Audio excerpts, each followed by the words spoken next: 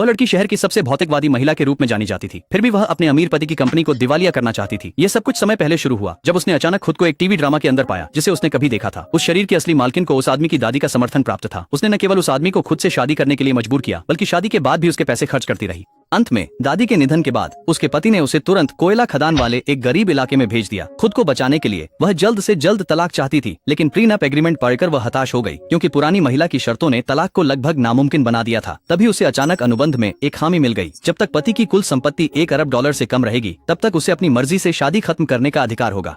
तो लड़की ने अपने पति को कंगाल करने की योजना बनाई। उसके बिजनेस डील को खराब करने के लिए उसने जानबूझकर दावत में बहुत तीखे व्यंजनों का ऑर्डर दिया क्योंकि उसे पता चला था कि महत्वपूर्ण क्लाइंट को हल्का खाना पसंद है। उसे यकीन था कि वह साझेदारी तोड़ देगी, लेकिन एक निवाला लेते ही क्लाइंट बहुत उत्साहित हो गया। पता चला कि वह सिर्फ इसलिए हल्का खाना खाता था क्योंकि उसकी पत्नी तीखा नहीं खा सकती थी। आखिरकार अपने वतन के स्वाद का आनंद लेकर वह लड़की की समझदारी से बहुत प्रभावित हुआ और उसने तुरंत उसके पति के साथ 5 साल का एक्सक्लूसिव कॉन्ट्रैक्ट साइन कर लिया। लड़की दंग रह गई। उसे नुकसान पहुंचाने के बजाय उसने अनजाने में अपने पति की बड़ी कमाई करवा दी थी। अगले दिन उसने फिर से अपने पति का बैंक कार्ड लिया और शहर का सबसे बदनाम अधूरा रियल एस्टेट प्रोजेक्ट खरीद लिया। उसने इतने पैसे खर्च किए कि बैंक के रिस्क कंट्रोल सिस्टम ने कार्ड को फ्रीज कर दिया। लड़की को यकीन था कि यह प्रोजेक्ट उसके पति को जल्द ही कंगाल कर देगा। उस रात वह जश्न मनाने के लिए एक क्लब गई।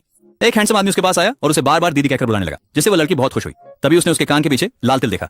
उसने उसे अपने पति के छोटे भाई के रूप में पहचान लिया। वह अपने भाई की सत्ता हथियाने के लिए उसका इस्तेमाल करना चाहता था। उसी समय उसके पति को खबर मिली कि वह क्लब गई है। वह तुरंत गाड़ी चलाकर वहां पहुंचा और उसने उसे अपने छोटे भाई के साथ अंतरंग होते देखा। पति ने उसे सीधे अपने कंधे पर उठाया और ले गया। घर पहुंचने के बाद लड़की ने कहा कि उसे तलाक चाहिए। इससे पति की उसमें दिलचस्पी बढ़ गई क्योंकि वह पहले उससे बहुत प्यार करती थी, लेकिन अब वह सिर्फ उसे बर्बाद करना चाहती थी। अगले दिन आदमी की छोटी बहन ने गुस्से में उसे जगाया और उस पर अपने भाई के पैसे बर्बाद करने का आरोप लगाया, लेकिन लड़की को इसकी कोई परवाह नहीं थी।